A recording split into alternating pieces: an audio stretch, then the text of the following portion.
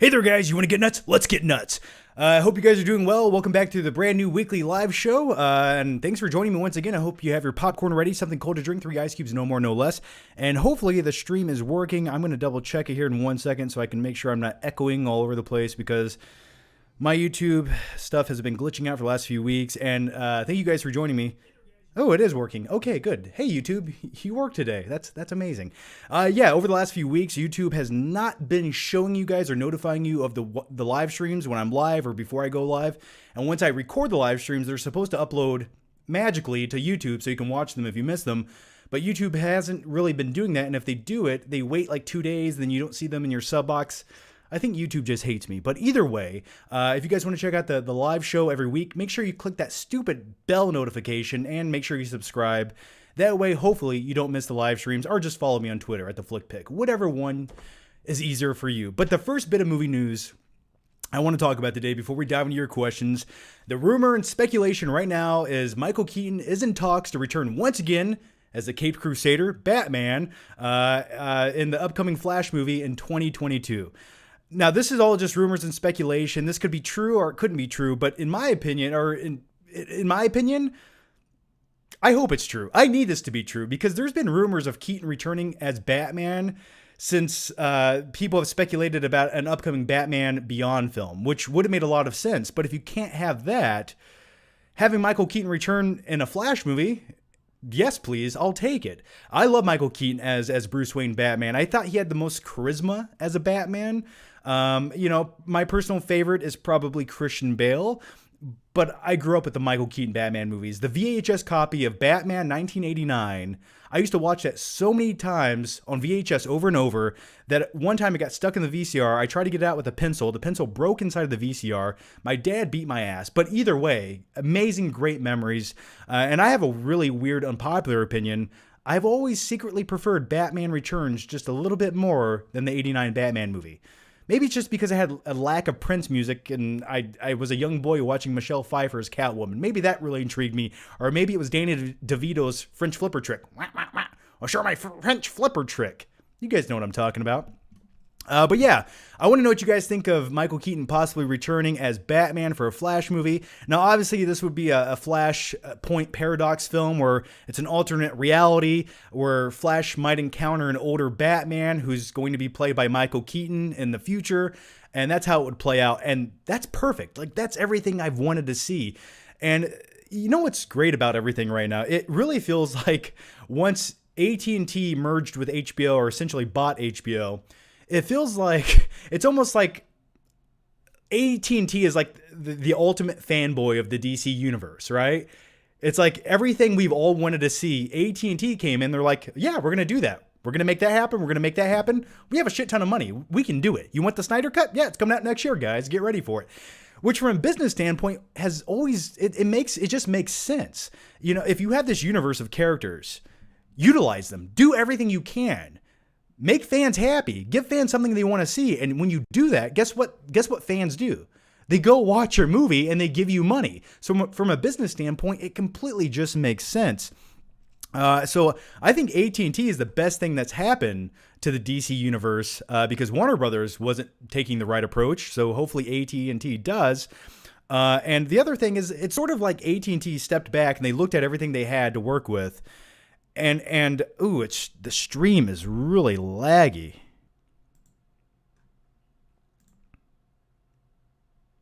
It says it's good. I don't know. Yeah, I'll try to fix it in a few minutes. But yeah, it's like AT&T actually is looking at what they have to work with, and they're making the most out of it. So those are my quick thoughts on Michael Keaton returning as Batman. No clue why the stream is so laggy. Let's see. Speed test. It always has to be something. Nothing can just ever be possible. Why would it? So yeah, I'll do a quick speed test here and see if the internet works, which it should. I checked it right before we did this. All right, let's dive into a few of your super chats, guys, and your Streamlabs donations. By the way, big thanks to you guys. Jason Dolan, nice opening credit sequence. Thank you for that. Never rub another man's rhubarb. Yes, indeed. The best words ever said in Batman 89. The next one comes from Patrick John. Hey, Patrick John, thanks for joining me. Patrick's awesome. Has been on Patreon for a while now. Awesome supporter. Hope you're doing well, man, in Australia. Hey, John, how are you today? Saw your recent posts. Can't wait for the video store vid. John, thanks for being the only movie YouTuber that stays down to earth. Not going to name anyone, but a lot of people get pretentious when they get a bit of a following. I do agree with you. Yeah, I do my best, man. But as far as the video, we shot it last weekend. Wow, my internet is shit right now. What the fuck? That's no good. I'll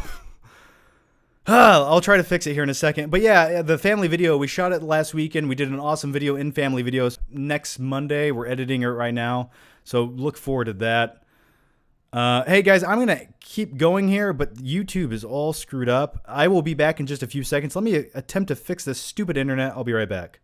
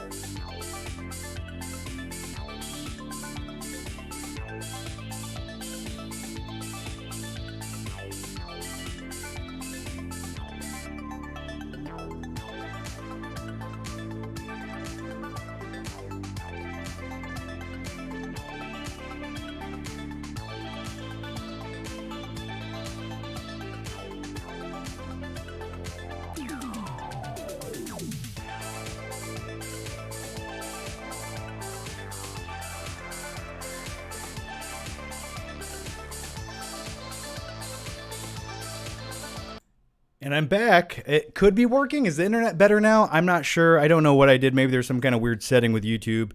It's always something. It can never just work how it's supposed to work. The internet speed says it's super fast right now. So yeah, if it's laggy, I'm so sorry. Please forgive my sins against humanity. Hopefully it's better now. But yeah, we're going to dive into your questions here in just 1 second. The next one comes from Robert Burtson. Just ended a Batman marathon with Batman v Superman and Justice League. Now I really want Keaton back. Too early to tell if Lighthouse Keeper Pattinson will be a good Batman. I think Pattinson will be a good Batman. I have faith in it. I feel like he's the right interpretation of the Batman that I need to see for a film noir version of Batman. Yeah, it looks like the stream health is way better now. Who knows what happened? I don't know. But anyway, yeah, good. But I hope you enjoyed your Batman marathon. Did you start with 89 Batman, or did you start with the 1960s Batman with shark repellent? Either way, I think Pattinson will be a good Batman. But I would, if you're gonna have a Flash paradox film where you can have alternate universes and timelines, yeah, bring Keaton back. Why not? Who cares? You can do anything you want. And essentially that's what they're doing. Christian Baller. Just watch Uncut Gems and Good Time back to back. I preferred Uncut Gems. The whole second act of Good Time was too slow and the ending was anticlimactic. Yeah, I can get those criticisms. I personally prefer Good Time. I just think the characters, or at least Robert Pattinson's character, is a little bit more intriguing than Adam Sandler's character, who I found, he's just highly unlikable. Like Robert Pattinson's character, you can at least sort of enjoy watching him because he's not a complete screw-up, but Adam Sandler's character is just frustrating to watch. Like, I'm just like, I want to take him by the ears and shake him and say, stop! But I really enjoy both movies. They're both just seedy, edgy movies that make you feel grimy and dirty when you watch them. But yeah, I preferred Uncut Gems when it comes to the two movies. Who wants Clooney back as Batman? No one? Maybe Chris O'Donnell? No one wants him back. And speaking of that, rest in peace, Joel Schumacher, who passed away at age, I believe, 80. I shared something on Twitter and Facebook about it, and we all laugh at his biggest mistake of his career, Batman and Robin. But you know what?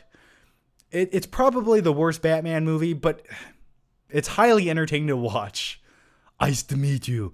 So yeah, and keep in mind, guys, without that terrible, atrocious movie that Joel Schumacher made of Batman and Robin, we never would have got Batman Begins.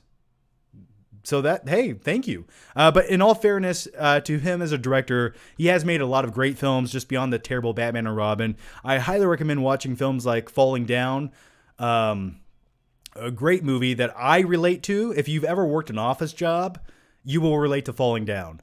And then also he's directed a film that no one really talks about, and it's just bizarre to me, is 8mm starring Nicolas Cage. What's the matter? Get you off or something? Now, it's a little bit dark of a movie. It's not a family film. You don't want to get the family together and, hey, guys, we're going to watch 8mm. No, you don't do that. But it's definitely like a seedy, dark movie, and those are sort of like my favorite movies to watch. Just movies that almost make you want to go wash your hands. Yeah, it's one of those movies, but a great performance by Nicolas Cage. And Joaquin Phoenix is in the film with a supporting role. So definitely recommend those movies. Greg Z with the Streamlabs donation, and big thanks for all the donations and support, guys. It really does help. Well, it helps pay the internet bill so it doesn't lag and I get better internet. So thank you. Thanks for doing the live streams. They are a lot of fun. Do you think it's crazy they're charging $20 to rent a new thriller, You Should Have Left, starring Kevin Bacon on VOD? That shit's $20? What? Really? I didn't know that was $20. Huh. Yeah, it's not like it's Tenet or something, right? It's the new Kevin Bacon movie. I've heard okay things about it. I haven't got a chance to check it out yet. But $20 is a little extreme, right? Like maybe $9.99. Okay, sure. But $20 for that? No, if it's the next big blockbuster movie, I could understand. But wow. Jason Dolan, nice opening credit sequence. We answered that earlier, and thank you once again. Yeah, that opening credit sequence was I made that a few years ago for the Blu-ray collection video, and then someone took extra clips from Batman Returns and put it in there. A viewer did, so thank you. All right, the next one comes from Cliff Boyce. Your 3 favorite Tarantino characters. Any character Samuel Jackson has ever played, I would probably say. If it's Jules, or not, is it Jules? Yeah. From Pulp Fiction. I forget what is it, Colonel something? or Captain something. I forget his character's name in The Hateful Eight. Also, that was probably one of my favorite characters Samuel L. Jackson played. And for another Tarantino movie, if I had to pick another favorite character, maybe the Gimp in the basement of the pawn shop. I'm kidding. Probably Marcellus Wallace. Does Marcellus Wallace look like a bitch? Patrick John. I showed my little cousin Top Gun for the first time. He's 12. When it was over, he was shirtless, ripped, covered in baby oil, and wearing aviators. Yes, absolutely. Every young boy who watches Top Gun, that's what he should be doing. And then he should immediately go outside and play volleyball with everyone else shirtless, covered in baby oil, listening to like 80s rock ballads. That's what you have to do when you watch Top Gun. Top Gun is just a bromance movie. That's all it is. It's dudes hanging out with dudes, and that's okay. Cliff Boyce, do your Buffalo Bill impression. Is that what you come here for? Is that what you want? Is that all? What am I, a clown? I'll do it. It puts the lotion in the basket. It puts the lotion in the basket. It puts the fucking lotion in the basket. Oh, that's all I got. The next one comes from Rick LP. Dead or alive, I'm still mad at Joel Schumacher. Hey, he made some great films, and he made a few bad ones along the way. But you know, that's okay. We're gonna forgive him. Life goes on. And in all honesty, like, if Batman and Robin wasn't as terrible as it was, and it was just like a mediocre movie, no one would talk about it. But now it's so bad, we all talk about it and we laugh and enjoy it, and it's given me countless hours of entertainment over the years. What do you think of No Country for Old Men from Dylan Doyle? I love that. I love No Country for Old Men, and it's one of those movies that took me a long time to get around to watching it. I don't know why. Back in like, when did that come out? 2007, 8, somewhere in there. I don't know why. I just skimmed over films like that for a couple of years, and I was blown away by it. It's essentially like the perfect cat and mouse chase movie, and I love how simplistic it is, and it's terrifying, and I want more movies like that. We need more. Another one of those movies that sort of remind me of that is There Will Be Blood. It's one of those movies that I did not watch for a long time when it came out. I don't know why. And then I ended up loving the movie. So, drainage. Azim the Dream reviews. Cobra Kai confirmed for Netflix. Excited or worried? Why would I be worried for such a thing? Sweep the leg. I'm excited for it. I love Cobra Kai. Season 1 and 2 were phenomenal. Season 2 just completely went balls to the wall and didn't hold back. The finale to Cobra Kai Season 2, and no spoilers, you could guess that kids would be fighting with karate. They're just all fighting across the high school, and it's just like unadulterated, pure amazingness. Like, they didn't hold back. They weren't thinking logically, like, all these kids wouldn't be just fighting with karate in a school. No way. But they were doing it, and I loved it. So, yeah, I'm excited for it. Does it have a release date for Netflix yet? El Torito Films. Why the hell is Ezra Miller still on board? Yeah, it's weird. Why is Ezra Miller still the Flash? I don't... Did anyone love Ezra Miller's performance as Flash? Do you think he really captured the character or presented the character in some amazing way? I didn't get anything from that. I just thought it was a very run-of-the-mill kind of forgettable performance. And maybe you could blame the producers, the director, the script on that. But for me, Ezra Miller as a Flash, the only thing he does to come across kind of weird and awkward was he just looks out of the corner of his eye like that sometimes, like, oh, I'm awkward. I don't know what to do. I'm the Flash. So I hope maybe it's better. For me, Ezra Miller is the Flash. I don't know. He doesn't really feel like the best casting choice, but hey, who knows for the actual movie. And as far as a Flash movie goes, that's been in production hell for years. They've been trying to make a Flash movie for so long, and I think a lot of things hinged on the success of the Justice League, and we know how that turned out. So, yeah, I think once they come out with the Snyder Cut and they redo, and they actually they sort of make a good Justice League movie. Like, my faith in the Snyder Cut is, I have expectations. Do I think it's going to be amazing and groundbreaking and be the Justice League movie I've always wanted to see since I was a stupid little kid? Probably not. Do I think it'll be better than the Joss Whedon version of the Snyder Cut or Justice League? Yes, absolutely. So if the Snyder Cut is a success, that'll kind of catapult and launch all the spin-off movies with The Flash, new Wonder Woman movies, new Aquaman movies. And I really think the studio, they're hoping and praying that they essentially are getting a second chance with the Snyder Cut. Like, the first one failed. The first Justice League failed. It almost ruined the entire DC universe. But if they can rehash it and fix it, then, hey, you almost get a chance to reboot everything and start from scratch. And that's like, they got lucky in a way. I don't even remember the question. Oh, Ezra Miller is the Flash. Yeah, I was never a big fan.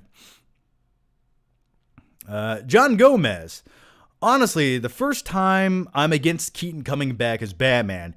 He's too good for this. Current DCEU, I'd rather hold out for a better iteration like Batman Beyond, especially if it means missing out on Jeffrey Dean Morgan as Batman. Yeah, I see. I get what you're saying. Like, we could hold out, possibly get a Batman Beyond movie, and then go that route and have Michael Keaton show up in that film. But listen, if they're currently making a Robert Pattinson Batman film and they want to do a new franchise out of that and make at least 2 or 3 movies, then we're talking about the possibility of a Batman Beyond movie would be a decade away. Michael Keaton is 70 years old right now. We can't wait forever. So I think we should take what we can get, and if we can have him play an older Batman right now in a Flash movie or any incarnation of a DC Universe film, let's do it. Let's just go that route. They can always have him in another film in the future if he's there, but I think right now just go for it, you know? And the Flash film feels like it needs that little bit of extra to it, right? I think it needs everything you can cram into it to get the public interest and get people really amped up and anticipating the movie. And Keaton in there as Batman sort of being an influence for like a Flash, like guiding him and directing him what to do, I think that would be amazing. Because if you look at the Justice League even, the main person the Flash was hanging out with was Batman in that film. So, yeah, I think I want my Keaton now. I need it now.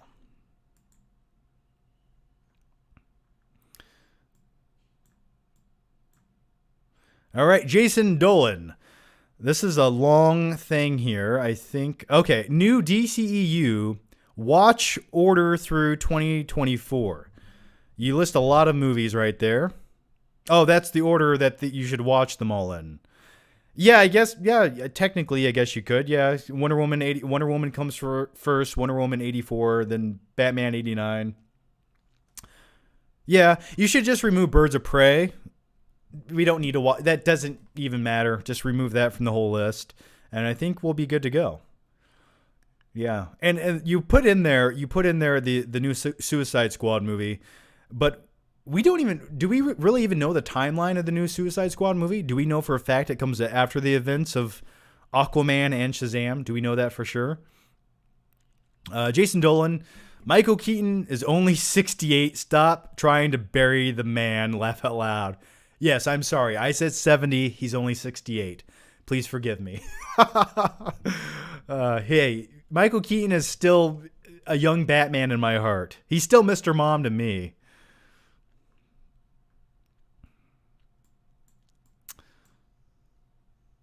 Mark Lowymore, if Jurassic World Dominion is a huge success, don't expect them to continue the franchise. Do you expect them to continue the franchise?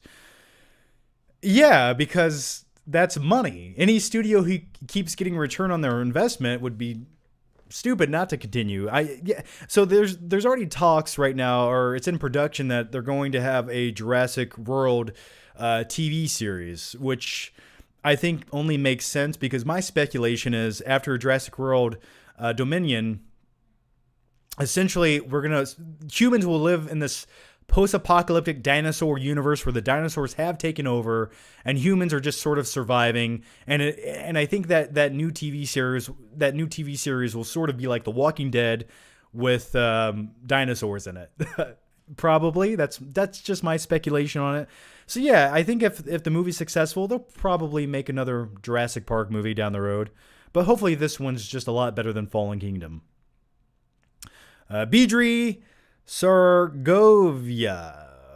Love you, man. Here's some money to pay the internet bill. Well, thanks. Much appreciated, man. Thank you for that. Andrew Hart. Not including Pulp Fiction, what is the best John Travolta movie? Look Who's Talking. I'm kidding. Probably The Fanatic. I hope Freddy Krueger comes and chops off your head and it rolls in the street and a truck squishes it. That's so fucking awesome. Honestly, probably my favorite John Travolta role. Oh man, there's so many. Maybe Broken Arrow. Maybe Broken Arrow or Face Off. Ooh, I'm good looking. Either one of those. El Torito Films. If Keaton is back as Batman, what about MCU Vulture? What about it? He can do both. You guys know the same person can play 15 different roles. He can play 5 superheroes across 5 different movie roles. I mean, you had Ryan Reynolds as Green Lantern, and then you had Ryan Reynolds as Deadpool. So it'll be fine. It'll be completely fine. And speaking of Ryan Reynolds as Green Lantern, there's been a rumor, and I just saw it right before going live, that there's a possibility that Ryan Reynolds could return once again as Green Lantern in the Zack Snyder cut of Justice League. That could happen. It might not happen. I've heard other things that contradict that, but at this point, why not? Just throw everything you can in this movie and see what works. If you have enough money, you can make anything happen. Wingman. Yellowstone Season 3 is out. It's great. Thoughts? I've never seen Yellowstone. I have no clue. Is Yellowstone good? I don't even know what it's about. Your name here, the only thing better than Keaton coming back as Batman would be coming back as Birdman. Yeah, that was a good movie. You know the thing about that film though, Birdman, I watched it once. I liked it, but I just never watched it again. Like, great movie to watch once, but not a lot of rewatchability there. Maybe that's an unpopular opinion, but I'm going to stand by it. Patrick John. I actually respect Joel because he wasn't trying to make a bad movie. He was genuinely disappointed when people didn't like it. Yes, I watched all the interviews, and he didn't purposely make a bad Batman movie, but in all fairness, he tried to make like a fun throwback to the Batman TV series from the 60s with Batman Forever. In all fairness, that's what he was trying to do. It's zany, it's stupid, it's over the top, and it's unapologetic. But with Batman and Robin, that movie was a giant 1 hour and a half toy commercial. It had no artistic merit, no substance, no artistic integrity. It was a toy commercial that they slapped together at the last second just to sell some more toys. That's what Batman and Robin was, and even Chris O'Donnell in multiple interviews has said that. He said it was just a toy commercial. He doesn't even remember being in half of the movie because they would just have a stand-in for his role anytime they had a wide shot in the movie. Did you know Baby Boy was written for Tupac in mind? How do you think it would have turned out? He was also supposed to be a Jedi in Star Wars. I never heard about Tupac supposedly being a Jedi in Star Wars. Really? I that sounds completely fabricated. But I could see him starring in Baby Boy. Yeah, I could definitely see it. I love Baby Boy. Like, Tyrese in that film was great. I like when the little kid's playing the fort, or the little kid in the film is like making a little fort out of couch cushions, which I used to do as a kid. And then Snoop Dogg knocks it over.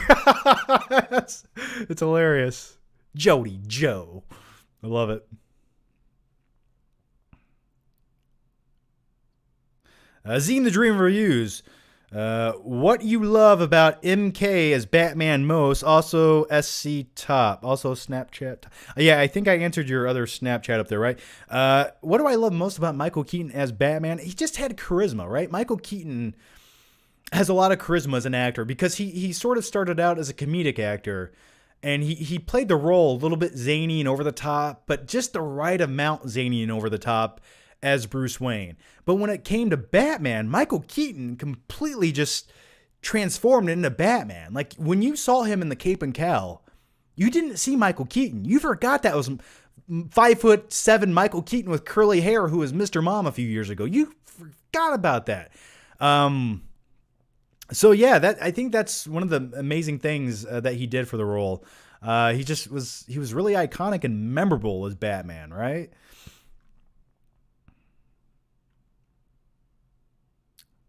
Just making sure I don't miss anyone's questions here. Okay, I didn't. All right. Jason Dolan, by the way, did you get the $25 I sent you in the last live stream to pump up the volume? We need a review. Yes, I did. Thank you so much, Jason. Yeah, I did mention it on the last live stream, and that's too generous, man, but thank you. We did talk about pump up the volume in the last live stream. I told you I never saw the movie. I don't know if I'm ever going to get around to seeing the movie. As far as reviewing the movie, I don't know. Maybe I could review the trailer for you. Would that be sufficient? I don't know. I'm so backlogged on videos. Like right now, I have 3 videos I'm editing. I have another video. I had someone edit it for me and shoot it when we did the family video shoot the other day. So look out for that video. That's gonna be awesome. We put a lot of extra work into that. So yeah, I'm excited. Patrick, Stranger Things is my favorite show. Just heard that the creators have always had an ending in mind or in sight, and it's gonna end after season 4. They said they don't want to milk it. I was so relieved to hear that. Nothing worse than studios ruining a show you love. So true, so true. And it makes me wonder if, well, the creators of Game of Thrones sort of had an ending in mind. But what they did is they should have had one more season in mind as well. But rather than giving you that extra season of character development and taking their time to get to that ending where it's fulfilling and it's meaningful, they just jumped over it, said, screw it, let's get to the ending, and here it is, guys. So they wrapped it up instantaneously, and you felt nothing by the end of it. And yeah, it's just, yeah, but I have more faith in the creators of Stranger Things, I really do. So yeah, I have heard that, and that's hey, sounds good to me. I always like when a show has an ending in mind, like they're working towards it, they know what they want to do, they're not just making it up along the way. And I'm truly curious what the ending to Stranger Things could be. Maybe it just ends with everyone happily ever after, and the kids down in the basement playing what the hell's the game they play? Dungeons and Dragons. Or what would really be cool is if the ending to Stranger Things is actually like in the last episode, it's like it takes place in modern day. Like the last episode is maybe not the last episode, maybe one episode in the final season. You get sort of like an update to the kids, what they're doing in modern day, and like they're older and what they're doing with their lives. I don't know. That could be kind of cool. Sort of like Stinging by Me, but less depressing. Jason Dolan. Tupac did audition for Mace Windu in The Phantom Menace, which started filming in 1997, a year after Tupac's death. P.S. I was kidding about Pump Up the Volume review. Thank you. I'm glad you were kidding. Yeah, that's an interesting tidbit. I did not know that. B-Right 92. I needed a feel-good movie today and watch Eddie the Eagle. That is a movie I have not watched since theaters. I highly recommend it. Taron Egerton was amazing in the film. Also, you get to see Hugh Jackman do a drunken ski jump. If you saw that, what did you think? Yeah, I saw the movie when it came out in theaters years ago. I remember thinking this is an okay movie. Not the best film, but it was enjoyable. It was cool to see, like, it's an underdog movie about a dude who goes to the Olympics, who probably everyone thought never would. So I like movies like that. It's sort of like what is the Cool Runnings with John Candy, the 1992 or 3 movie about the Jamaican bobsled team. It sort of reminded me of that. All right. Robert Barton, I think you missed my last super chat. Have you seen the VHS movies? Because I hear they're rebooting them. I have seen the VHS movies. I saw 1, 2, and 3. I have movie reviews for them, so just Google FlickPick VHS movie review, and you'll go see it. I think it's a review for this. I think it's the second or third movie. The first one was the best. I did not like the third movie, if I remember correctly, but then again, I don't really remember anything about it. Gabe Askur. Have you ever danced with the devil in the pale moon night? Have you ever danced with the devil on a pale moon night? Yes. That's what you say after you kill someone in an alleyway. Yeah, I have actually danced with the devil on a pale moon night. And then I listen to Prince music. Azine the Dream Reviews. John, some people dedicate their channel to only one franchise, but I'd like to talk about Batman, Jurassic Park, Jurassic World news. Is that okay to balance? It seems hard. No, that sounds absolutely boring to dedicate your channel just to one franchise. Like, if I did that, I would just lose my mind. That sounds so boring. To be honest with you guys, sometimes just talking about one movie in a 10-minute video gets boring to me. That's why I don't make a lot of movie reviews. I'd rather talk about 25 movies in one video. So that's why that's why I do live streams. That's why I like to do the movie collection videos, because I can talk about 87 movies in one video. It's just way more fulfilling. So no, yeah, if your channel is a movie news channel, talk about the movie news that's interesting to you. Why not? It's better. It's more topical. You're going to get more viewers than if you just make a niche channel dedicated to one thing. I mean, people do it and they're successful, but yeah, talk about everything you're interested in, or what's the point? Rocky Balboa, what movies do you think should be released on 4K? Point Break, True Lies, a better version of T2 Judgment Day, maybe The Abyss. Avatar's not even on 4K. What the fuck are you doing, James Cameron? There's probably Nightcrawler. I would love to see Nightcrawler on 4K. It's just bizarre, some of the movies you get on 4K and some of the movies you don't get on 4K. It just baffles my brain. But you know, if all these films are taking their time to get a better version released on 4K, and they're actually doing a proper transfer, then I understand. Take your time. Give me a good version of the 4K film than some cash grab. But yeah, those are a few movies I'd like to see on 4K. Also, Shawshank Redemption on 4K. I would like that as well. El Torito Films. I don't know why I'm saying this, but speaking of Birds of Prey, Rosie Perez is annoying as AF, and I don't know why, but I never quite liked her personally. I like Rosie Perez. I get what you're saying, because it's just her crazy accent and her line delivery. Billy, what are you doing, Billy? I'm quoting her from the film White Men Can't Jump, which I love. So, go watch White Men Can't Jump. Such an underrated 90s comedy movie. But yeah, she worked perfectly in that film. In Birds of Prey, yeah, I just didn't know why she was in the movie.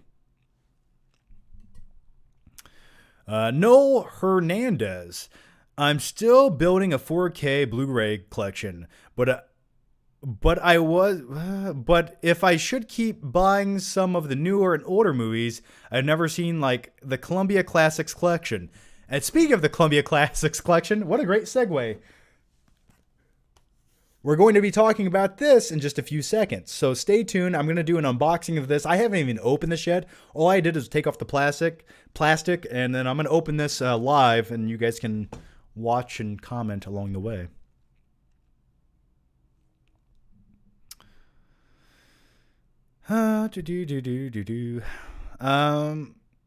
Yeah. Brian Kirschbaum, do you think a movie can be objectively Can I talk? Probably not. Do you think a movie can be objectively good or bad? Sure, everything can be objectively. Sure, yeah. I mean, here's how you can. Movies are so subjective, right? Who's to say it's good? Who's to say it's bad? I mean, sometimes bad movies are great and sometimes good movies are just mediocre and forgettable.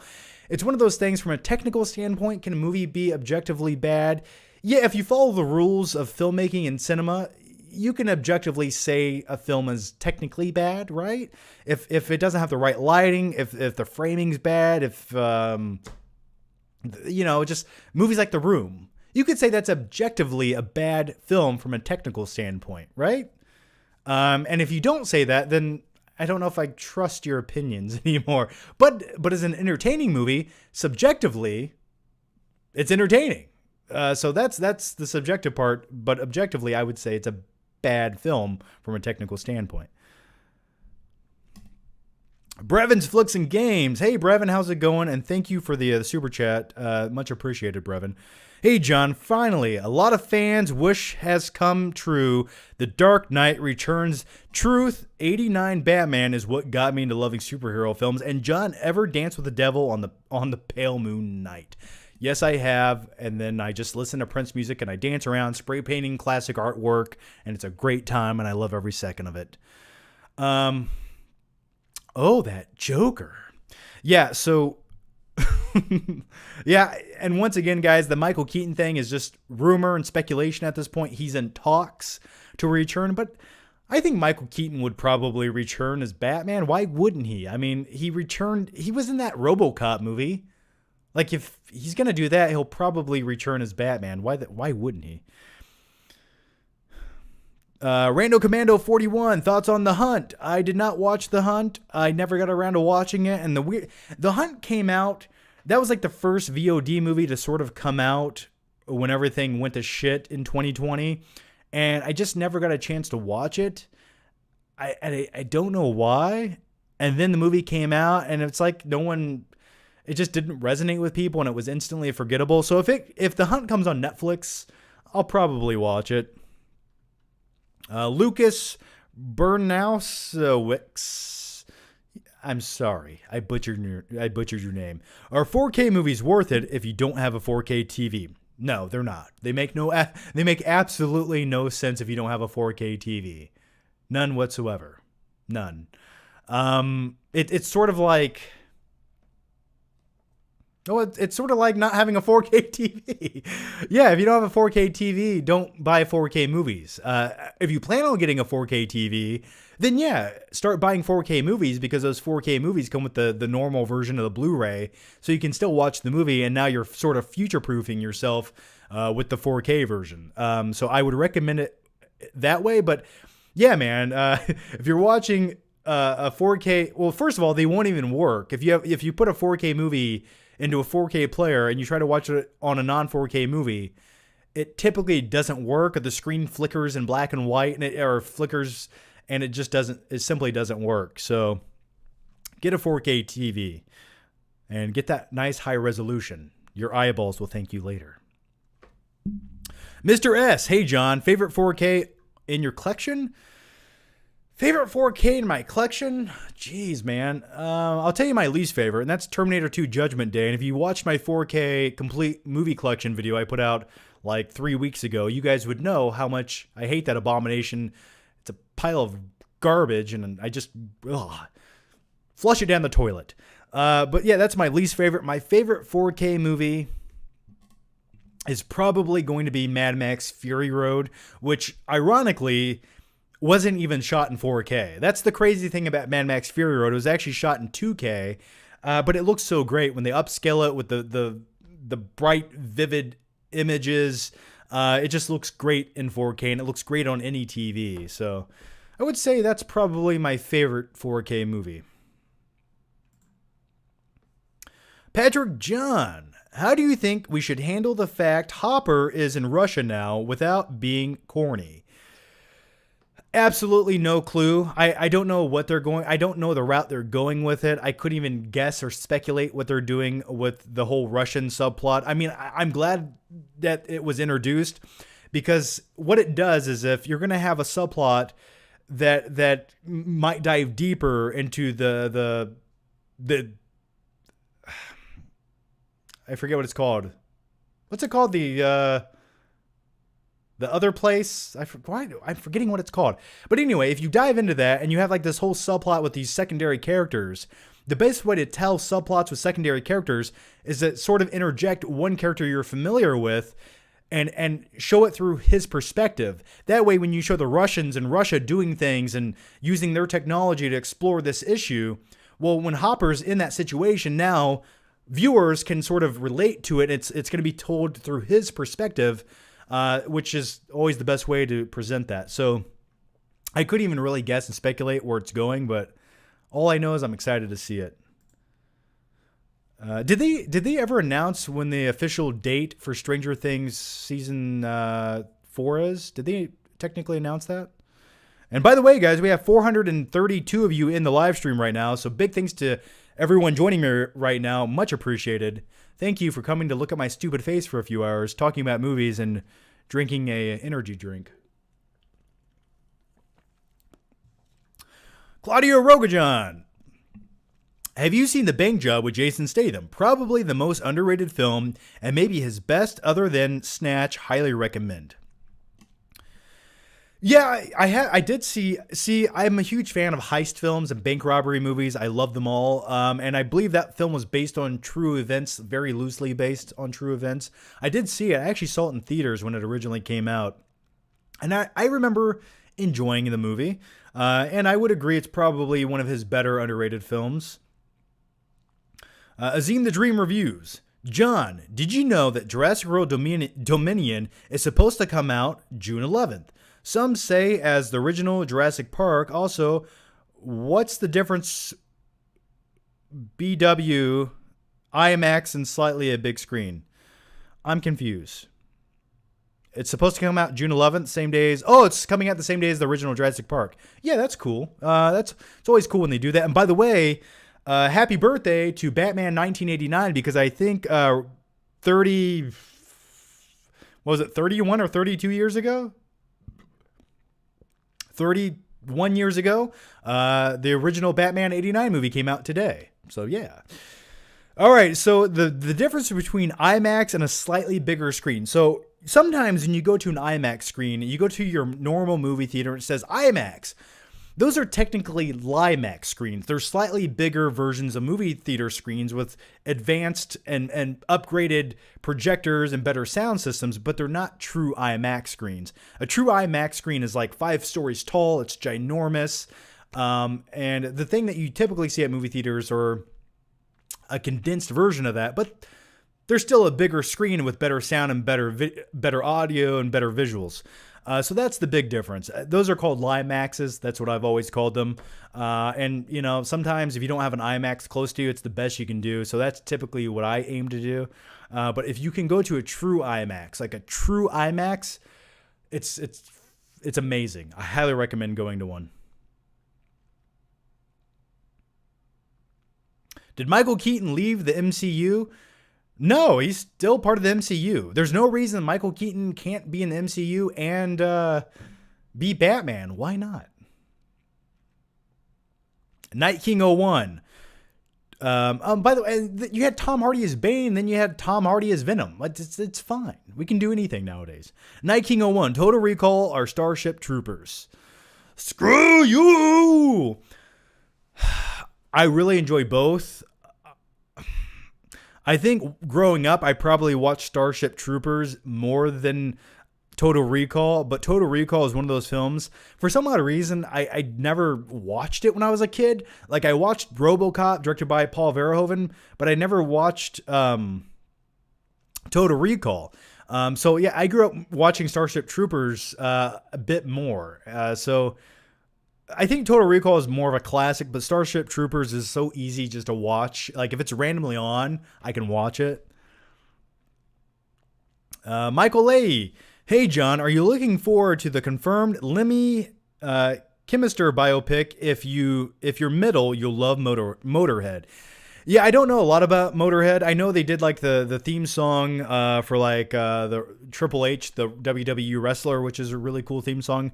I never listened to a lot of their music. Like when it comes to metal music, that wasn't like my preference, but I have heard of them. I heard that they were making a biopic.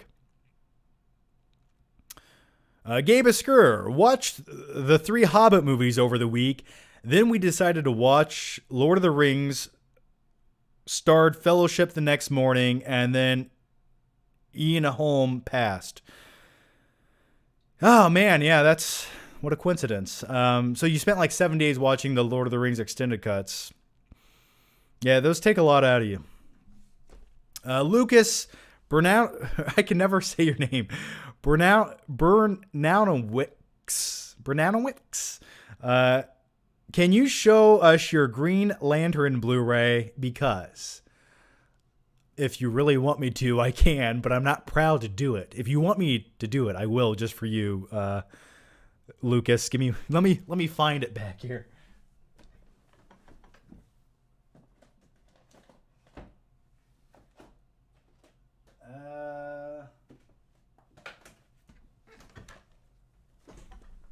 Is this what you wanted? Is this what you wanted? Look what you made me do. Yeah, here it is. I hate this steelbook because it's like the size of a DVD. It's too tall. I hate when they make steelbooks that tall. Just looks so odd. And big thanks to Gabe Eskur for becoming a YouTube member. Thank you so much. And thanks to all the members who are joining me right now. I will dive into your questions. I'm trying to catch up right now in the chat. So if you're a member, ask some questions because I can see your questions easier because you have the cool little icon. So thanks, Gabe, for becoming a member. Daniel Haygood. Hey, John, are you excited about the movie? No, it's not a movie. It's my life. Are you excited about moving to Columbus? That's a great place to live. Lots of good people there. There is lots of good people there. Yeah, I'm excited about moving to Columbus. We actually move in a few weeks. This was the plan for the last couple of years. I knew we were always moving to Columbus. It's a big city, a lot of cool stuff. And yeah, I'm super excited. And yeah, I can't wait. Moving sucks, but you guys know I do it every 3 days. You guys know that if you've been watching my channel for the last 10 years. But yeah, the cool thing about Columbus is it's a huge city. So when theaters do eventually open back up, if hopefully they ever open back up, I believe I can get press screenings in the city of Columbus, so I can drive like 20 minutes to press screenings rather than the 2.5 hours I used to have to drive. So that'll be super beneficial for new movie reviews. Azim the Dream reviews. Where do you find true IMAX theaters, 4D theaters? Google, man. Google is a great place to search for things. Just type in IMAX theater and see where they are. I mean, they're typically located in larger cities, and most of the big IMAX theaters are usually like part of a museum. Like you have a museum. Most places have like that true IMAX theater. So it just depends where you live. Google it. And if you can't find one, like I said, go to a LIMAX. It's still better than nothing.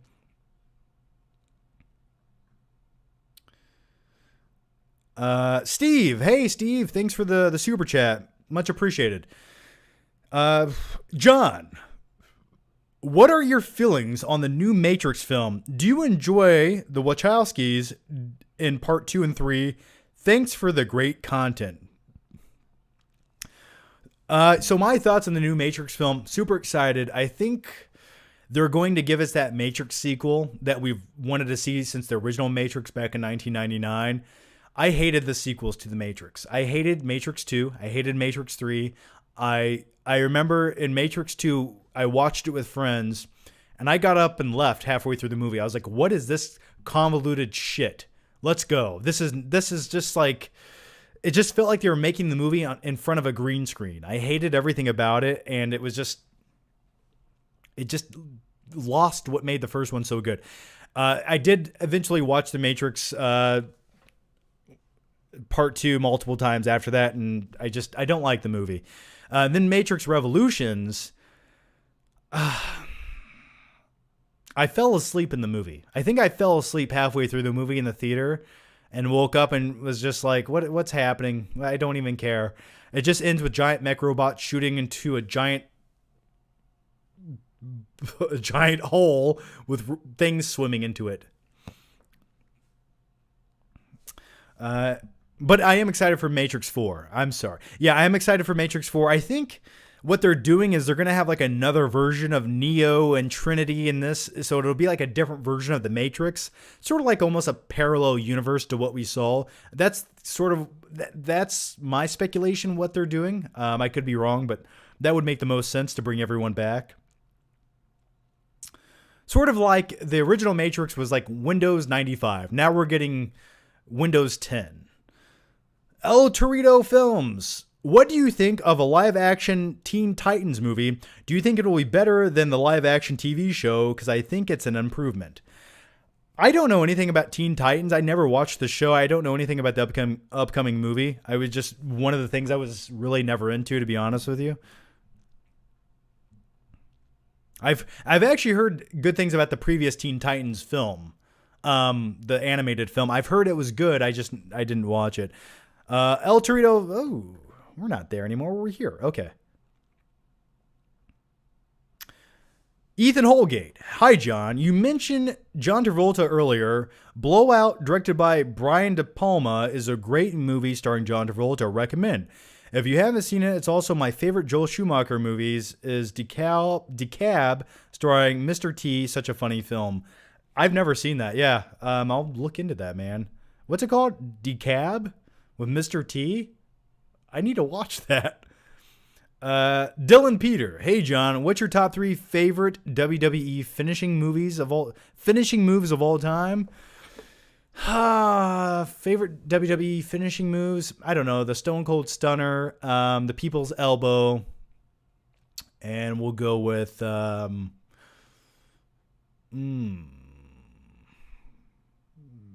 go with the RKO by Randy Orton. How's that? Be Right. I needed a feel-good movie today, and we already answered that. We already talked about Eddie the Eagle.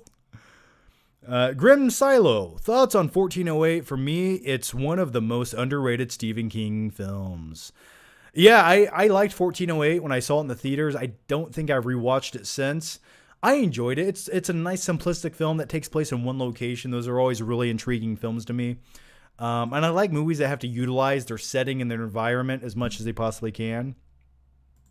So yeah, I liked 1408. Never went back to watch it again.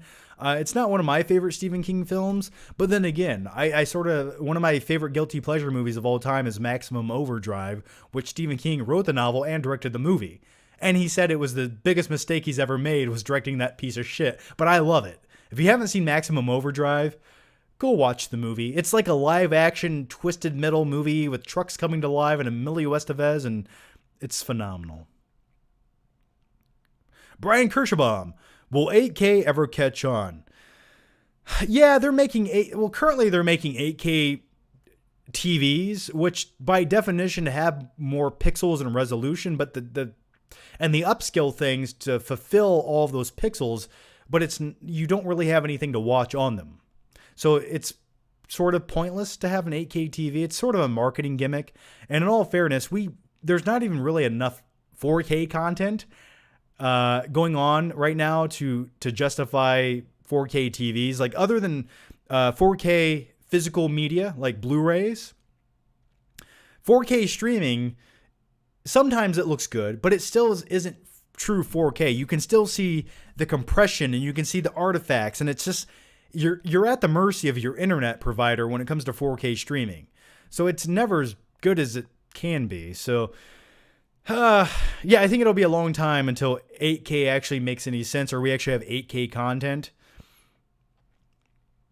I mean, in all fairness, they still render special effects and CG in films at 2K. Like, think about that just for a second. So, Lucas Bernal, Lucas, your last name is so hard to pronounce. Lucas Bernowitz. Have you seen season 5 Better Call Saul? Lucas, I talk about that almost every week in the live stream. And yes, I have. I love it, man. I think it's one of the most underrated TV shows that no one's talking about, no one watches. I don't understand why. If you liked Breaking Bad, go watch Better Call Saul. It's one of the best spin-off series I've ever seen. And it's one of the series where every where every season gets better than the previous one. I will say season 5 was by far the best season of Better Call Saul. It's like it's better than it even needed to be. And some of the episodes in season 5 were good enough to be their own short films. And it also contains first of all, I love Saul Goodman. He's one of my favorite characters from a TV show ever. And also you have the character of Mike, who's one of my favorite characters of all time. And there's a lot of episodes where they're sort of teaming up together. And those are some of the best episodes in season 5. So yeah, please go watch Better Call Saul. If you haven't watched it, go binge watch it. A lot of people don't even know season 5 came out. So that's surprising to me. So please go watch Better Call Saul. It's phenomenal. El Torito Films. There is no movie. I was only asking you. Adios. Oh, it's okay, man. I forget the question now. I forget the question. I'm sorry. Jason Black. Hey, John. After 4 months, I'm finally catching the stream live again. Recently started watching Game of Thrones yet again. I am on season 2 and I'm sad because I know where it's going to end up. Screw HBO. Hope you're well, pal. Yeah, it's sort of sad to go back and rewatch Game of Thrones knowing how it ends. You know, I can go watch all of the previous seasons and I'm like, oh, this is so good. This is so good. Then you remind yourself, oh, it just abruptly ends, and that's depressing. But thanks for catching the live stream live once again. Yeah, I don't know what the hell YouTube was doing. All of these, so many people have missed these live streams over the last few weeks, and it's YouTube's fault. There's some kind of glitch, or YouTube is I just suppressing my channel. I'm not sure what it is, but today what I did is I uploaded a second video to my main channel telling people to come watch this, and I think that's helping out a lot. So yeah, if you guys are watching, big thanks to you guys. Gabe Obscure. I love The Wrestler starring Mickey Rourke. Have you seen it? What do you think? Oh yeah, I talk about that all the time, man. I love The Wrestler. It's probably my favorite Darren Aronofsky film.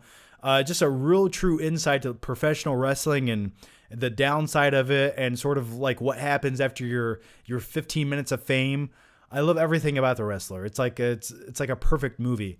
And fun tidbit about the film The Wrestler. And originally, Darren Aronofsky wanted Nicolas Cage to star in the movie before he got Mickey Rourke, which would have been interesting. But I think Mickey Rourke was the right choice. Azim the Dream Reviews. John, do you think someone's going to die in Jurassic World Dominion? Either dinosaur or character, Trevorrow isn't giving them the Star Wars treatment, but last movie. I would say someone has to die. I don't want Jeff Goldblum's character to die, but if he was eaten by a dinosaur, that would also be phenomenal. like at this point, what do we have to lose? I think someone should die. Sure, they have to die at some point, right? Or else you need that heartfelt moment. Yeah, so maybe the original T-Rex dies. That could happen. I mean, the original T-Rex showed up in Jurassic World and pretty much saved the day. So maybe the T-Rex sacrifices herself once again and then dies, saving the original cast of Jurassic Park. Maybe that could happen. I just want to see Jeff Goldblum ride a dinosaur. That's all I want to see. Gabe Obscure. Last question. My wife's friend is coming over tonight. What's a good movie to put on that we can all enjoy? Last time we watched Wrong Missy. P.S. Her name's Missy. Laugh out loud. What's a good movie everyone can watch? I don't know. What kind of mood are you in? Do you want to watch comedy? Do you want to watch something crazy and bizarre and over the top and a little bit crazy and raunchy? I don't know. That's a tough question to give you a recommendation.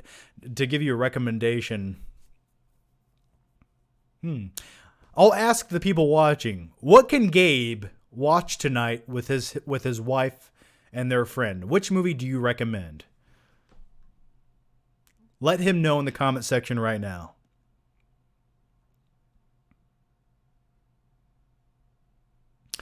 This didn't show up in my subscription list. I had to use the link. That's because YouTube sucks, man. YouTube's just, I don't know why can't videos just show up in your sub box anymore? Like I said earlier, click that notification bell if you haven't already, and then hopefully the videos do show up. I'm actually checking on my phone right now if this video is showing up live, and it's actually not. So thanks, YouTube. Thanks for nothing. Yeah, it's not showing up.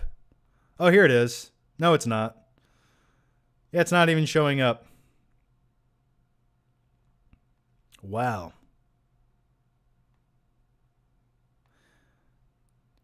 Yeah, I'm checking my... Yeah, it's not showing up live. That's crazy. Yeah, question to you guys. If you're watching right now, did this video right now show up live in your sub box? Let me know. I'm really curious. Let me know in the comment section right now. Because, yeah, I'm looking right now and I do not see it. That's weird. All right. El Torito Films. And by no movie, I mean no Titans movie. Sorry, brah. Got you. Okay. I get confused when I read the question so quick. The Big Lebowski? What about it? Well, hey, man, there's a beverage here.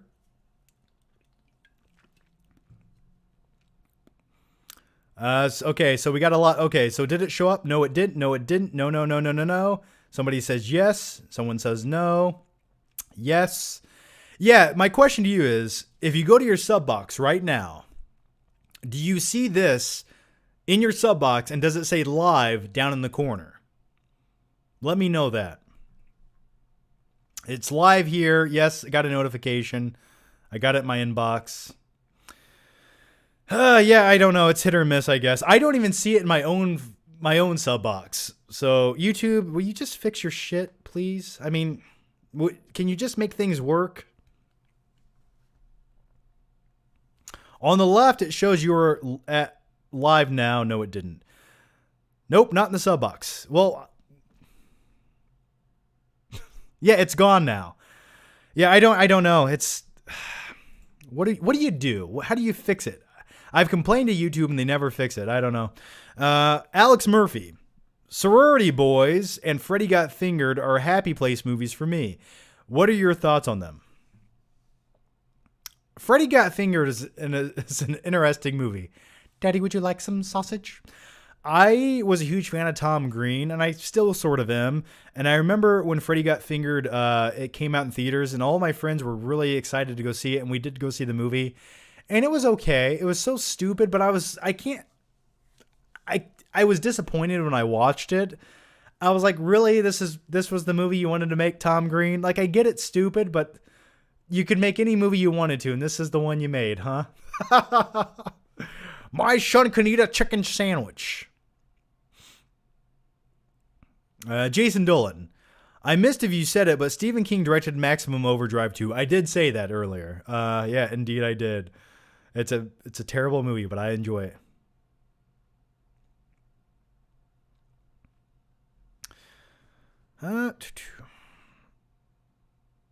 Mr. S, are you going to post new movie night videos?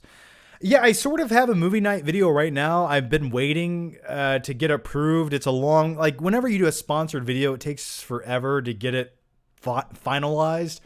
But yeah, essentially I watched some of my favorite 4K movies on this giant projector that LG sent to me. So that'll be the next movie night video. Night King 01, rip on Joel Schumacher, thoughts on his career. We talked about that earlier. I just, outside of Batman and Robin, he made a lot of great movies, like Falling Down. It was great, and I highly recommend it if you've never seen it.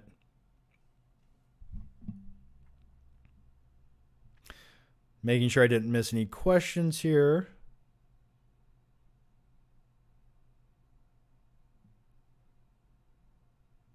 All right, here's another one from Night King 01. Thoughts on Dolby Theaters at AMC Theaters.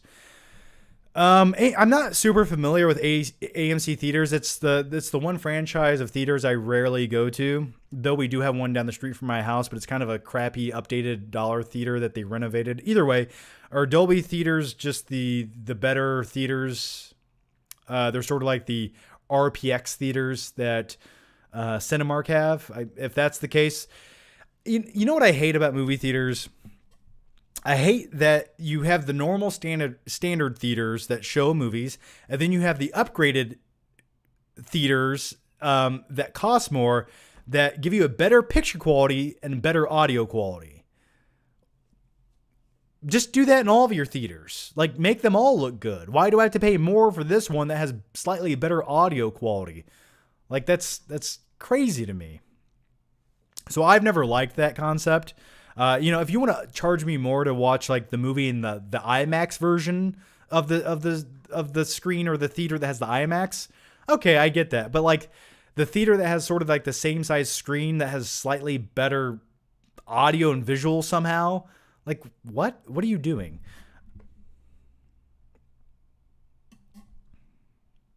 All right.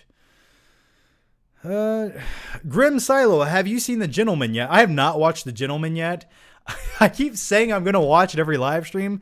I just have not got around to doing it yet. And I can't get every time I get a chance to do it, I don't know why, but something else happens. I have it back there. I'm waiting to do it. I sort of like having a movie to watch on 4K that I haven't seen yet, but I have not got around to watching yet. Don't forget The Lost Boys. Yes, The Lost Boys are good. The Lost Boys is good. The saxophone guy covered in baby oil in the beginning of The Lost Boys is phenomenal. Plus, I've always enjoyed Corey Feldman movies.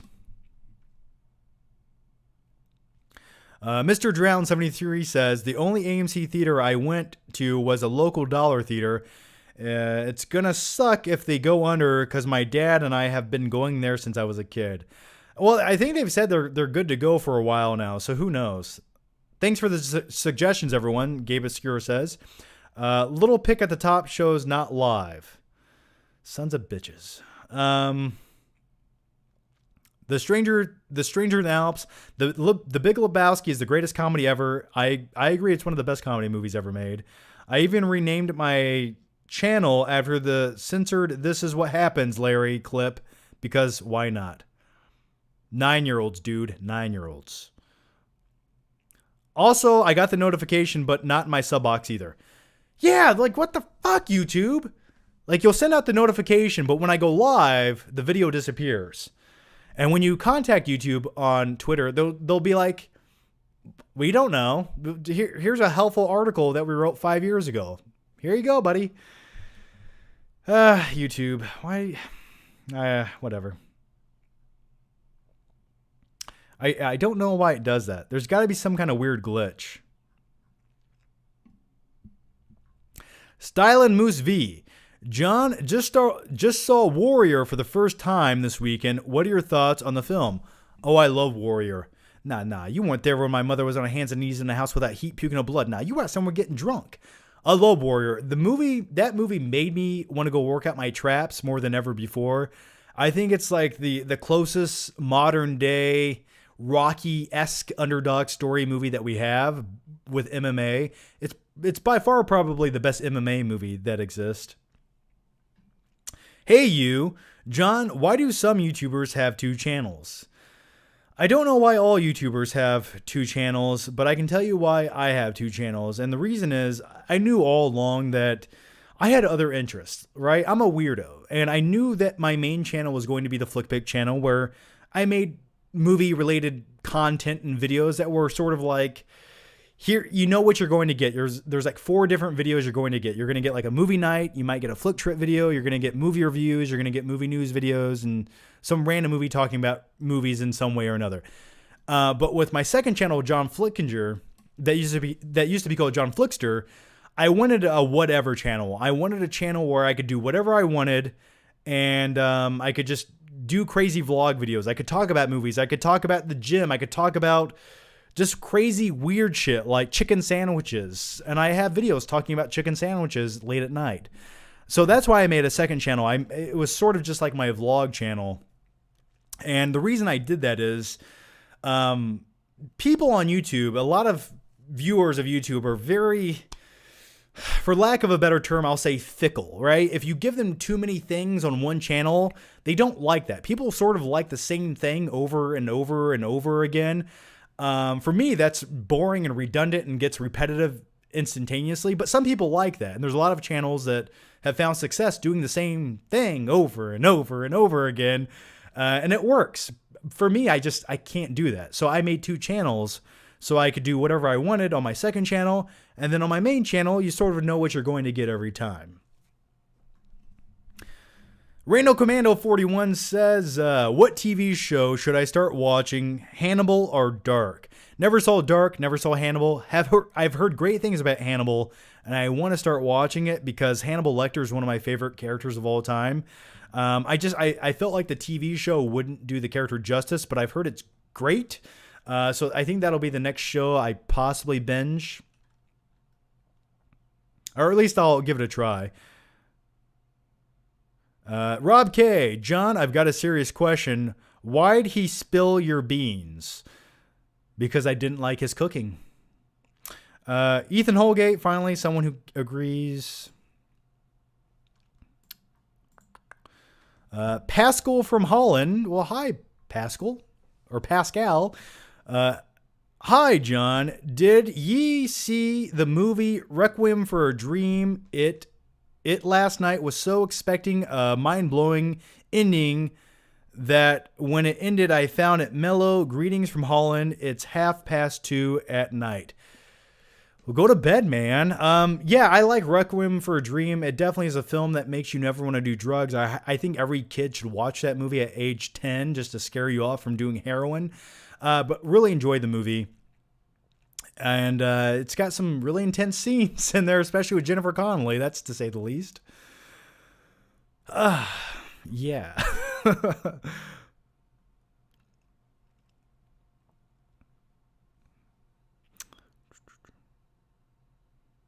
Okay. I'm double checking the questions. I don't want to miss a question. I don't want to miss a thing. Remember when you said you questioned your sexuality after watching Warrior? Probably. Tom Hardy was my man crush for a while.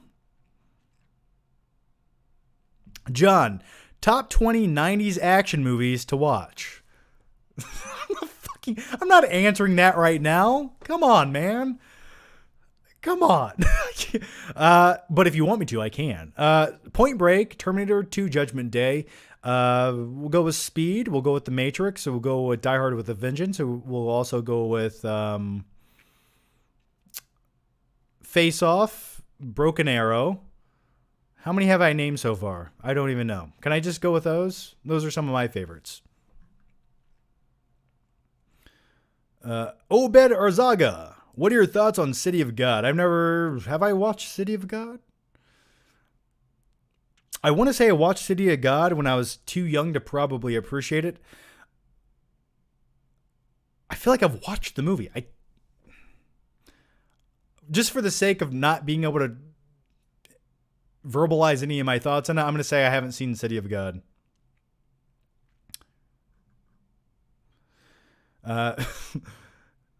John, who's your favorite actor? That really depends. Right now, I would say Christian Bale, Leonardo DiCaprio. Tom Hanks has always been one of my favorite actors. Just super likable, charismatic. I would say those are like my 3 favorite actors. There's probably someone I'm forgetting right now. The Stranger in the Alps. Johnny, give me your top 200 foreign indie horror comedy dramas right now. And with that, my brain just melted. I've said it once and I'll say it again. My favorite foreign films right now are probably Parasite and Old Boy. All right, guys. So what I'm going to do right now, and you guys feel free to keep asking your questions. I will get to all of them. So I'm going to go ahead and do a live unboxing of this Columbia Classics Blu-ray 4K set, which is really awesome. So what I'm going to do is take a quick, 1-2 minute break. I'm going to grab something to drink. And if you guys want to refill your popcorn, grab something cold to drink, 3 ice cubes, no more, no less. You guys know what to do. So stay tuned. I'll be back in just a few seconds. Don't go anywhere.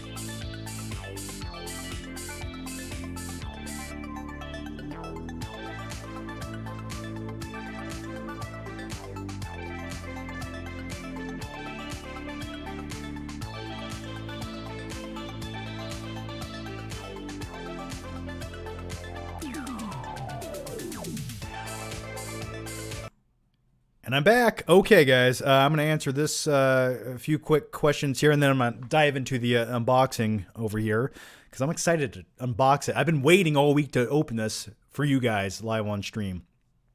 Alberto Ramirez. Hey, John. Glad I was able to catch your live stream today. I've been binge watching classic flick trip videos. What happened to that little alien boy? Love the content, pal. Keep it up. Well, thank you. Thank you, Alberto. Yeah, flick trips, man. Some of my favorite videos ever were the flick trips. That little alien boy. Yeah, I just started working out, eating some protein. I don't know why. I think I was just so malnourished back in like 2010 and 11. I was just like, I just wasn't doing anything physical. So I shrunk down to a little skinny alien who looked mutated.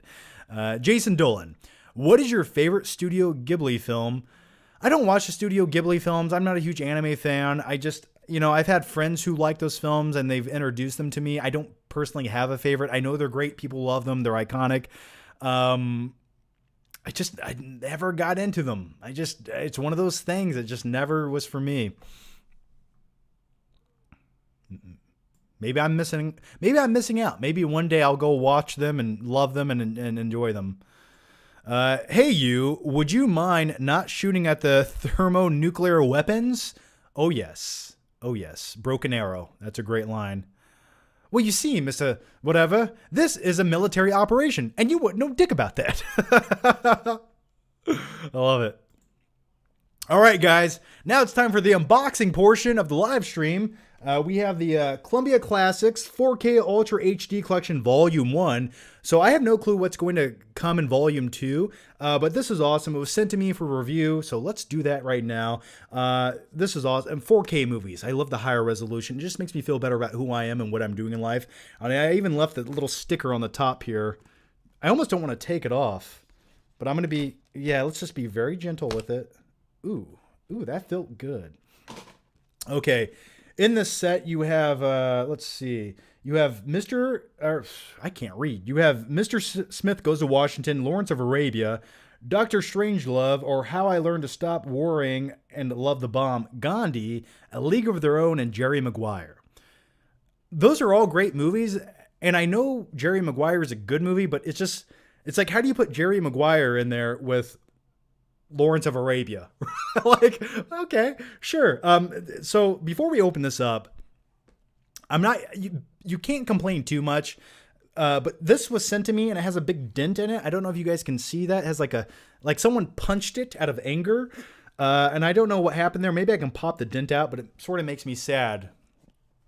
So let's open this up. Ooh, that's heavy. That feels good. Look at that. Check that out right there. It smells good too. All right. Look at that. That's awesome. I love that Columbia logo right there. I've always loved that.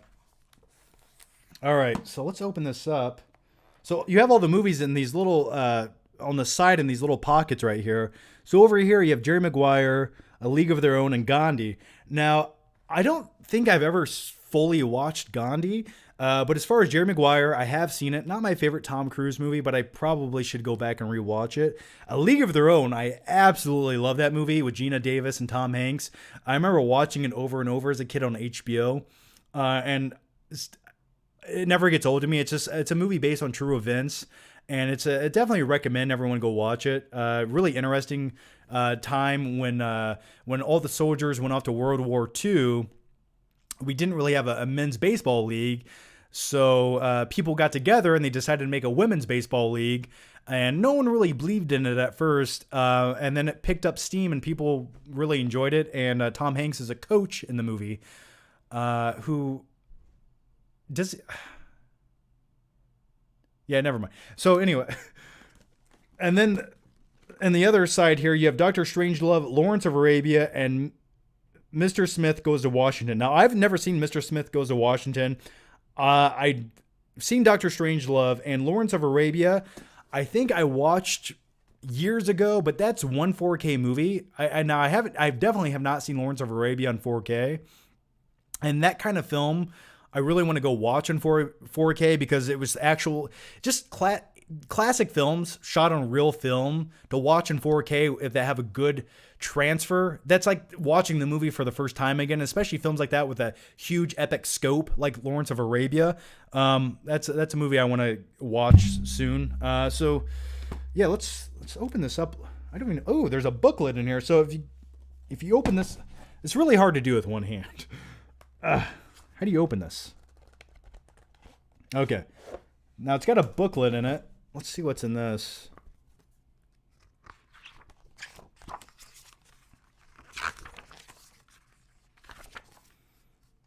Oh, that's awesome. Okay, so it has a whole bunch of information about the movie and probably the production and how the movies got made. I love things like this. Like what I do, I take things like this and I put them in the bathroom and I read them. They relax me. Yeah. Plus, you know the weird thing? Like, it has that new book smell. I like that. So anyway, guys, yeah, that's the Columbia Pictures 4K Ultra HD Collection Volume 1. I really want to know what comes in Volume 2 eventually. But yeah, there's a few movies in here I definitely want to check out. I'm glad I own it now. Like League of Their Own on 4K. I'm curious to see how that looks. And there's a few on here I need to go watch because I've never seen them. But Lawrence of Arabia, that might be the first movie I watch in 4K. So yeah, leave your thoughts, your opinions down below. Did you guys pick this up? Have you watched any of these movies in 4K? Do they look good on 4K? Because I really can't give you any opinion on them. I haven't watched them on 4K yet. Oh, by the way, I'm going to see if I can pop out this dent right here. Let's see if I can do that while I'm talking to you guys. Ooh, okay, and here's what the movies look like. If you take them out, okay. Yes! I'm glad each one of these is like a normal Blu-ray with a slipcover. See, the worst thing is when you get a set like this, you open it up, it has like paper sleeves, the movie slides in there, the disc falls out sometimes. I'm not a big fan of those, but things like this, absolutely a fan of. And they have a random bonus disc in here. I don't know what that's all about. So anyway, yeah, and here's Lawrence of Arabia. Ooh, I like that artwork right there. So yeah, I'm glad they just come in standard 4K discs or standard 4K cases. That's awesome. But I'm going to see if I can pop this dent out with you guys here.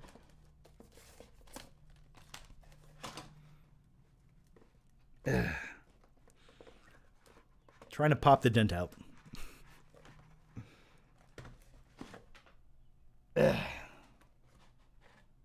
Yeah, it's still there. It's sort of creased. If you guys can see it right there, it's like a little indentation, but whatever. I can live with it. The one thing I did want to say about collections like this is these are what I call like board game renditions or editions of collections, and it's shaped like a board game, right? It's like long and it's rectangular.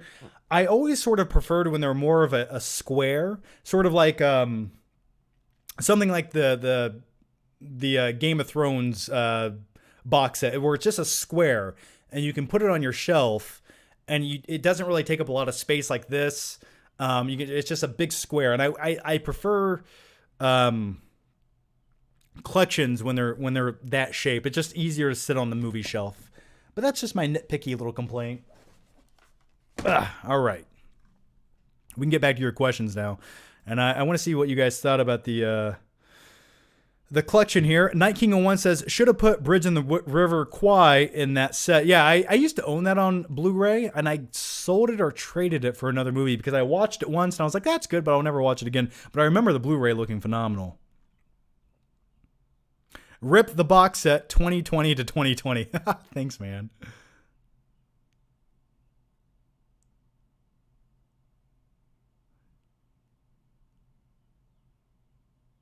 If a movie is over 25 years old, it's probably free to spoil. You would assume so, but many people still get angry. I hate when crap I buy comes dented or messed up. Yeah, it was sent to me for review purposes, and I don't get that upset because, it's, if I bought it, I probably would try to get another one or exchange it for another one. But if it's a review copy, you can't complain too much. Do you think Doctor Strangelove will get a separate 4K release? Maybe. I don't know. I don't know. I think they're just going with like the main titles of their collection, but who knows? Maybe in the next set they release it could possibly. Azim the Dream Reviews. Sorry, John, cheap plug, but follow the Dream on YouTube. Yeah, check out the Dream on YouTube, guys. Azim the Dream's YouTube channel. Hey, you. Would you mind not shooting at the... Oh, we already read that. Tenet! Exclamation point. Yes, Tenet. In reference to what? You can put it on the top shelf. Yeah, I could put it on the top shelf. I like to have my top... I'm very particular what goes on the top shelf, though. I'd probably put it on the bottom of the shelf. Is there an MGM collection? It has to have 2001: A Space Odyssey. Yeah, yes, absolutely it does. And The Good, the Bad, and the Ugly. Yeah, there's so many classics you could put in some of these old sets. It's kind of crazy and bizarre that more studios don't come out with like these classic sets on 4K and put like all their great movies into it. I'm sure more will eventually. All right. Where are we? I don't even know where I'm at anymore.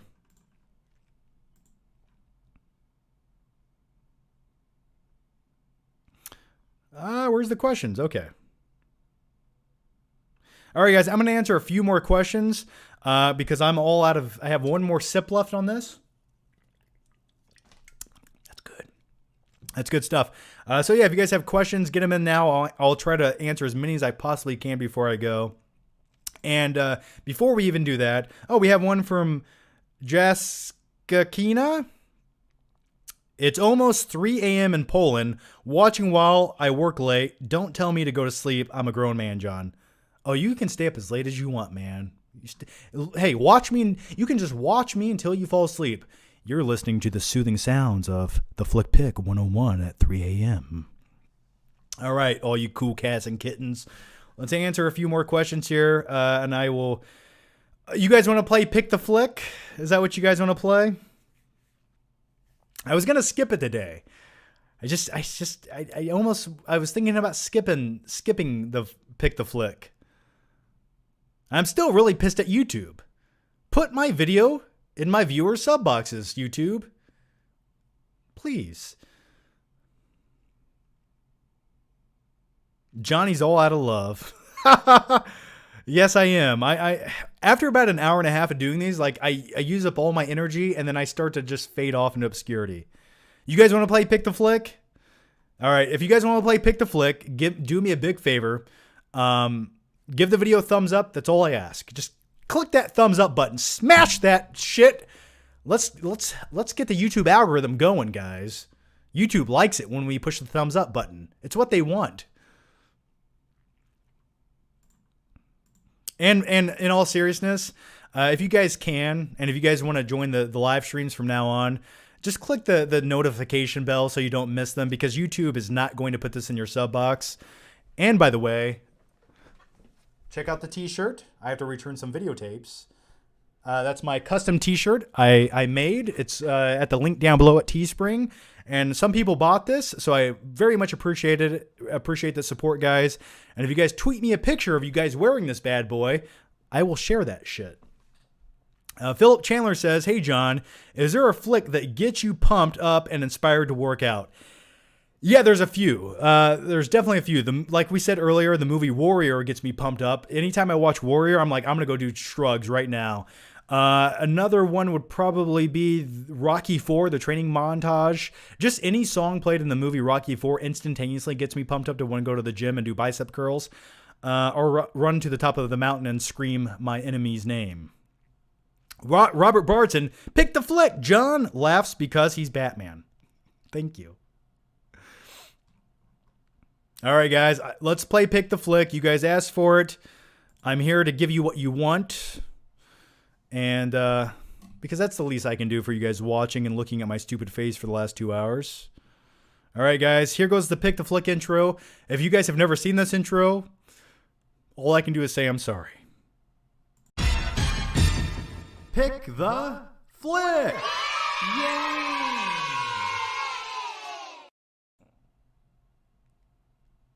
Okay, here's how the game goes, guys. I pick the flick, and this is how it works. What I do is I pick any random movie back there off my shelf, but in the comment section, what I want you to do is tell me which shelf. So you have shelf 1, 2, 3, 4, 5, 6. You tell me which side, left or right, and you tell me how many Blu-rays in, and that's the movie I will randomly pick and talk about for a few seconds here on the live stream. So it's a good time. It's fun to talk about some random movies along the way. So feel free to comment those coordinates right now, and I'll pick a few of them, and we'll go from there. Mr. Drown, thank you for the winky eye emoji. That makes me feel good. Thank you for that. Let's go with a YouTube member here. Mr. Drown73, 4th row, 27th from the left. All right. 1, 2, 3, 4, 5, 6, 7, 8, 9, 10, 11, 12, 13, 14, 15, 16, 17, 18, 19, 20, 21, 22, 25, 26, 27. All right, here's the one. We have Christmas Vacation. Now, originally, this Blu-ray, this came in a skinny, like a really skinny Blu-ray case. I think it was part of a bigger set or something. I forget what it is. So that's why the paper, the cover doesn't quite go to the edge. So I put it in a normal case because the skinny case it came in. But National Lampoon's Christmas Vacation is my favorite by far, and it's one of my favorite Christmas movies of all time. It just never gets old, and it's perfectly timeless, and I highly recommend watching it every Christmas. The next one,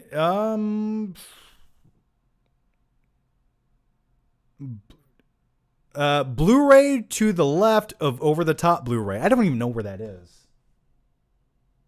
I'm not looking for it. I don't know where it is, man. You just have to pick a random coordinate. Here's one. Row 3, 26 from the right. Okay.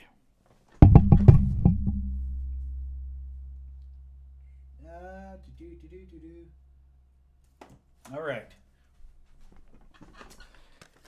Camp Nowhere. This is a fun film that no one really talks about. Now, when I was a kid, I remember seeing this movie in theaters, and my friend talked me into seeing this because it was between this and what was the movie? Little Rascals? Yeah, these both came out around the same time, I believe. And I wanted to see Little Rascals. And my friend was like, "No, man, we got to go see Camp Nowhere. It's like kids at a camp and they're shooting fireworks." I'm like, "Okay, that sounds cool." Really enjoyed this film. It's just a pure fun 90s flick with Christopher Lloyd. 1.21 gigawatts. But phenomenal, entertaining movie. And it's like I love movies where as a kid you fantasize about being in the movie. Like movies like Blank Check, for example. Like you fantasize about some rich guy backing over your bike, almost killing you, writing you a blank check, and you go buy a house and all kinds of other cool stuff with your computer. Which it's not plausible, but you can daydream about those things. And this is a movie where these kids go to a camp, they scam their parents, they have like this cool endless summer. And it's a good time. And I love movies like this. It's just like pure 90s. Recommend watching it. The next one, I will go with Row 2, 11th from the left.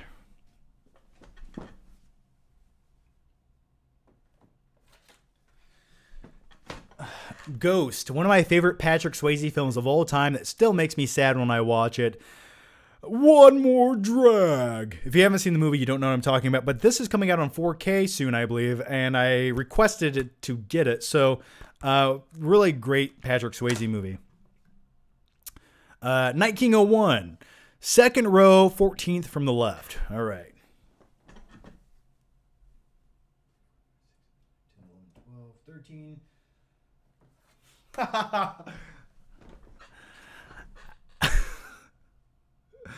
I gotta call my mother. I gotta call my lawyer. I'll forget my lawyer.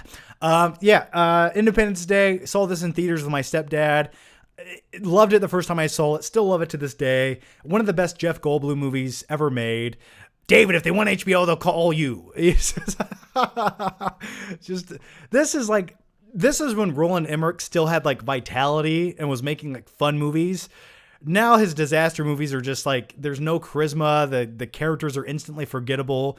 Back in the 90s, you hired actors based on their charisma and their screen presence.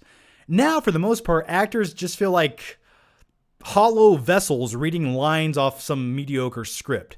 Back then, actors could ham it up and have fun.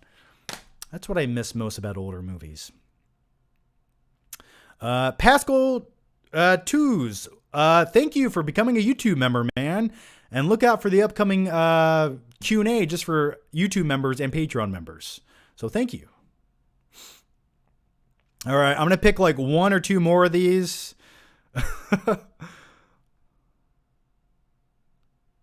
All right, this one comes from Pascal from Holland. And Pascal, I will get to your question here. Row 1, 16th from the right. Okay.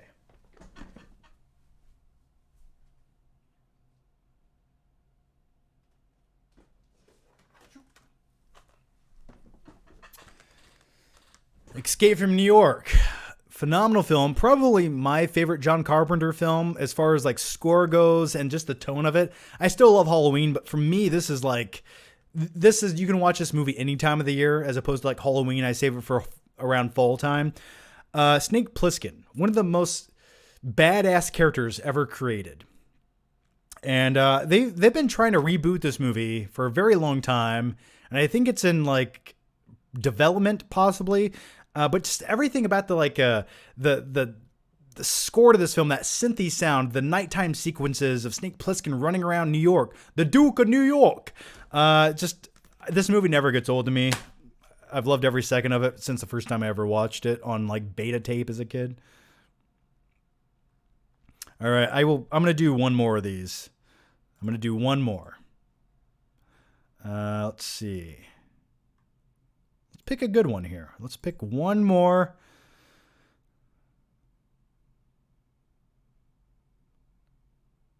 What are you going to put on your DVD shelf? I don't know. Maybe I'll get rid of my DVD shelves. I still have all of my DVDs, but look out for a special vlog video where I go to see how much they're worth or how much they're willing to give for them. I'll do one more. Okay, so don't submit any more. Row 5, 6 from the left. 3, 4, 5. Ooh, you picked one of my favorites. It was never about the money, man. It was about us against the system, showing that the human spirit is still alive while everyone else inches down the freeway in their metal coffins. Point Break, one of my favorite action films ever made. Highly recommend it. Probably my favorite Keanu Reeves movie ever made. Okay. That wraps up Pick the Flick, guys. I hope you enjoyed it. Now, I had a few questions here I want to get to before I go. Pascal says, in Holland, cinemas open June 1st with rules. There can only be 30 people in a room. And if you have to be 5 seats from other guests, they show all kind of classics like Back to the Future and Dark Knight right now. Yeah, a lot of theaters right now in the U.S. are currently doing the same thing. And I like that. You know, it's good that the maximum limit can be like an occupancy of like 30% of what it normally can be, but you still are sharing that same circulated cold AC air that's in the same room for 2 hours. So if one person sneezes, eventually everyone in that room after 2 hours will ingest that sneeze. And unless you're wearing an N95 respirator mask that's sealed, you're going to breathe it in. The other thing that people don't understand is your eyeballs. You can get the virus through your eyeballs. So you also have to wear goggles. Or you can say, screw it and go see a movie.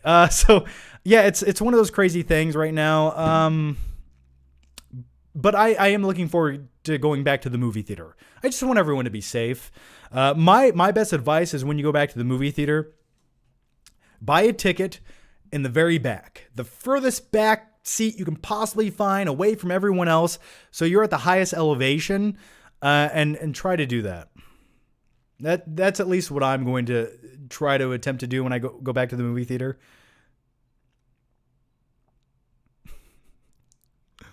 Thoughts on PewDiePie? I watched PewDiePie. I've watched a few of his videos. I'm just not really into the guy. I don't know. I'm just not into it.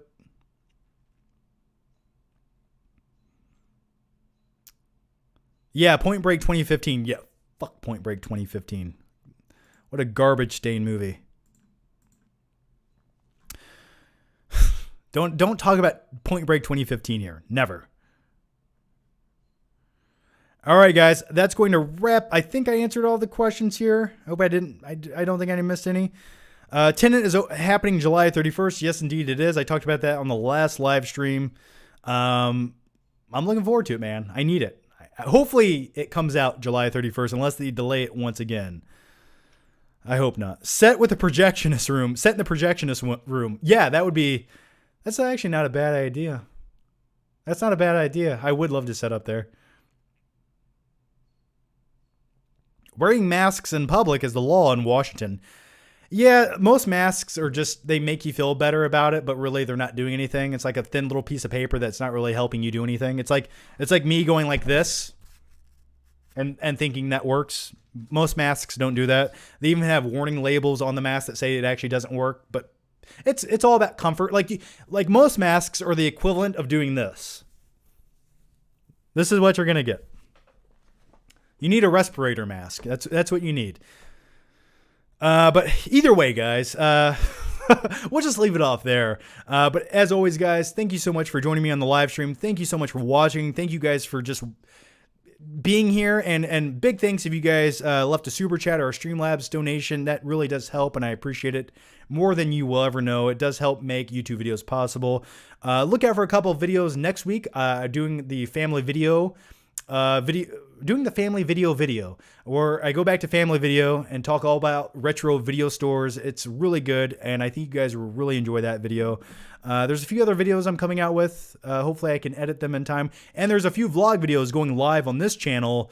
One of them is a family video vlog, and the other one is selling my DVDs. I don't technically sell them, but you'll see. As always, guys, stay safe. Thanks for watching, and I will see you guys next time. Take care. Bye. And I have to end it here. Where's the end? Where is it? There it is. Take care. Bye.